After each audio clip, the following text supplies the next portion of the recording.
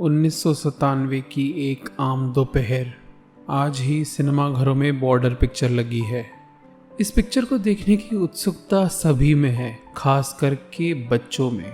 इसीलिए काफ़ी लोग समय निकालकर दोपहर का शो देखने गए हैं दिल्ली के उपहार थिएटर में। जब पिक्चर चल रही है तब अचानक धुएं की बू आती है। शायद कहीं आग लगी है, ये लोग समझ जाते हैं। फिर भी पिक्चर चलती रहती है। कोई भी स्क्रीनिंग को रोकता नहीं है या फिर लोगों को बाहर निकालने के लिए दरवाजे खोलता नहीं है। कुछ मिनटों बाद बिजली चली जाती है और पूरे थिएटर में अंधेरा छा जाता है। तब तक हवा में कार्बन मोनोऑक्साइड की मात्रा बढ़ने के कारण लोगों को सांस लेने में तकलीफ होने लगती है। वे थिएटर से बाहर निकलना चाहते हैं, लेकिन थिएटर में पूरा अंधेरा है। जैसे तैसे कुछ लोग दरवाजे तक पहुंच जाते हैं, लेकिन दरवाज़ा बंद है। वे दरवाज़ा खोलने की कोशिश करते हैं, लेकिन दरवाजे को बाहर से ताला लगा रखा है। लेकिन ताला क्यों लगाया? ताकि कोई भी मुफ्तखोर पिक्चर चालू होने के बाद थिएटर में घुसकर पिक्चर ना देख पाए। वैसे तो गलतियां बहुत हुई, लेकिन इस एक लापरवाही के कारण उस थिएटर में बैठे हुए लोगों में से 59 लोग मारे जाते हैं और 100 से ज़्यादा लोग घायल हो जाते हैं। नेटफ्लिक्स पर आने वाली एक web series trial by fire की ये कहानी नहीं है, ये बस शुरुआत है। इस आग में कई लोगों के रिश्तेदार मारे गए हैं, बस किसी की लापरवाही या फिर किसी और के लालच के कारण। अन्याय तो हुआ है, तो गुनहगारों को सज़ा तो मिलनी ही चाहिए। इसीलिए मृतकों के रिश्तेदार एकजुट हो जाते हैं और कोर्ट चले जाते हैं। उस हादसे के 18 साल बाद भी केस चल ही रही है। कुछ गुनहगार उम्र के कारण मर गए और कुछ बूढ़े होने के कारण मर जाएंगे। जो भी गलती उन्होंने की है उसकी सज़ा काटने से पहले। न्याय को टालना अन्याय करने के बराबर है।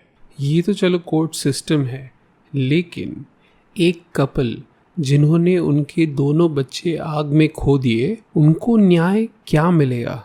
उनके बच्चे तो वापस नहीं आने वाले।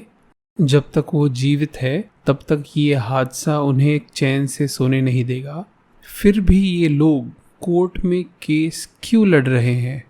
मैं बस इतना चाहता हूँ कि हमारे साथ जो हुआ वो किसी और के साथ ना हो। जो भी मैंने अभी तक बात की, ये एक रियल केस है जिसके बारे में आप इंटरनेट पर पढ़ सकते हैं।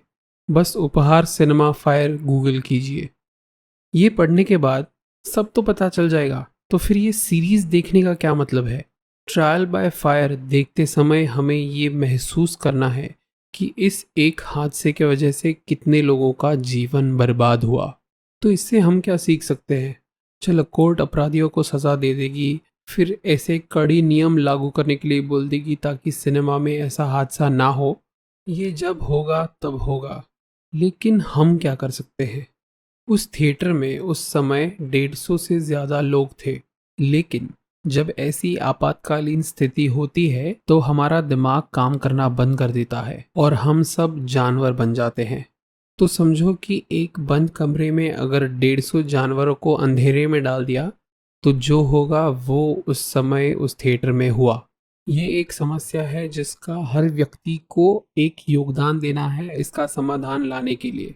हर आपातकालीन स्थिति में क्या करना है, क्या नहीं करना है, ये हमें जानना है और प्रैक्टिस करना है इतनी बार कि अगर कोई ऐसी आपातकालीन जैसे आग लगने वाली स्थिति हो जाए तो हमें सोचना ना पड़े और झट से एकजुट होकर इस संकट से बाहर निकल पाए।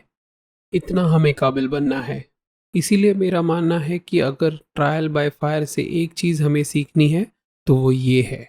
जाने से पहले एक इंटरेस्टिंग बात बताना चाहता हूँ। ये सीरीज़ 13 जनवरी को रिलीज़ हो रही है, जो एक शुक्रवार है। इसमें इंटरेस्टिंग बात यह है कि जो ये हादसा हुआ था 1997 में, वो 13 जून शुक्रवार को हुआ था। इस सीरीज़ को देखने के बाद अवश्य इसके बारे में और बात करेंगे। ऐसे ही वीडियोस के लिए अस्थिर चित्र चैनल पर बने रहिए। धन्यवाद।